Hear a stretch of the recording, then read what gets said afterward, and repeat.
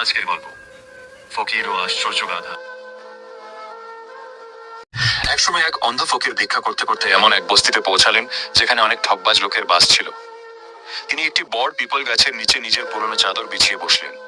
সামনে একটি ছোট পাত্র রেখে তাতে কয়েকটি খুচরো পয়সা ফেললেন, যেন মানুষ বুঝতে পারে তিনি একজন অসহায় ভিখারি।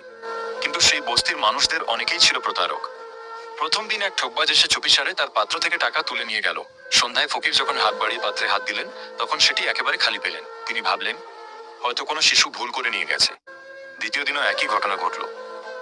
তৃতীয় দিন তিনি মনে মনে সিদ্ধান্ত নিলেন, আজও যদি এমন হয় তাহলে এই বস্তি ছেড়ে চলে যাব। সেদিনও সন্ধ্যায় পাত্র খালি পেলেন। অসহায় ফকিরের মন ভেঙে গেল। পরদিন সকালে তিনি বস্তি ছেড়ে চলে যাচ্ছিলেন। ঠিক তখনই পথে একজন মেঘ দিল মানুষের সাথে তার দেখা হলো। লোকটি মমতা ভরা কণ্ঠে জিজ্ঞেস করলেন, বাবা, কিছু উপার্জন হলো? অন্ধ ফকির দীর্ঘশ্বাস ফেলে বললেন, বাবু, এই বস্তির মানুষ তো আমার ভিক্ষার সামান্য পয়সাগুলোও তুলে নিয়ে গেছে, তাই মন ভেঙে এখান থেকে চলে যাচ্ছি। লোকটি কিছুক্ষণ চুপ করে রইলেন, তারপর বললেন, না বাবা, আপনি যাবেন না, আমি আপনাকে সাহায্য করব। এই বলে তিনি কিছুক্ষণের জন্য চলে গেলেন। কিছু সময় পরে তিনি একটি গাধা নিয়ে ফিরে এলেন। ফকির অবাক হয়ে বললেন, এটা দিয়ে কি হবে? মেঘ দিল মানুষটি হেসে বললেন, আমরা এই গাধাটা 10 লক্ষ টাকায় বিক্রি করব। অন্ধ ফকির বিস্মিত হয়ে বললেন, একটা গাধার দাম 10 লক্ষ টাকা, এটা কিভাবে সম্ভব? লোকটি শান্তভাবে বললেন, আপনি শুধু আমার সাথে থাকুন, আর যদি বিক্রি না হয় তাহলে আপনি তো এমনিতেই বস্তি ছেড়ে চলে যাচ্ছেন।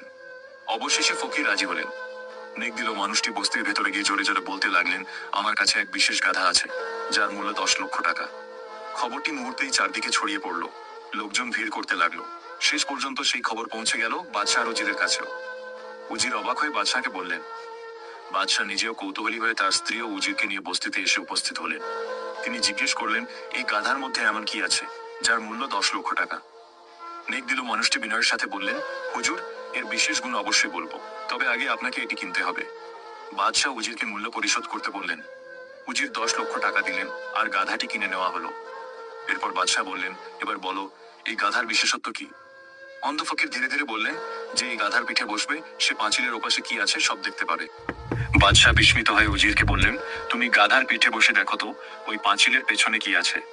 উজির গাধার পিঠে বসলেন, কিন্তু তিনি কিছুই দেখতে পেলেন না। ঠিক তখনই অন্ধ ফকির বললেন, তবে একটি শর্ত আছে, এই শক্তি শুধু সেই মানুষই পাবে যার উপার্জন হালাল এবং যে সত্যবাদী। এ কথা শুনে উজির ভয় পেয়ে গেলেন।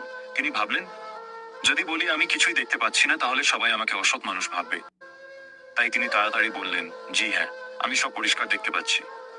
এবার বাদশাহ নিজেই গাধার পিঠে উঠলেন, কিন্তু তিনিও কিছু দেখতে পেলেন না। তবুও সত্য কথা বলতে সাহস পেলেন না। তিনি বললেন, হ্যাঁ, আমিও সব দেখতে পাচ্ছি, সত্যি এটি অনেক মূল্যবান গাধা। একথা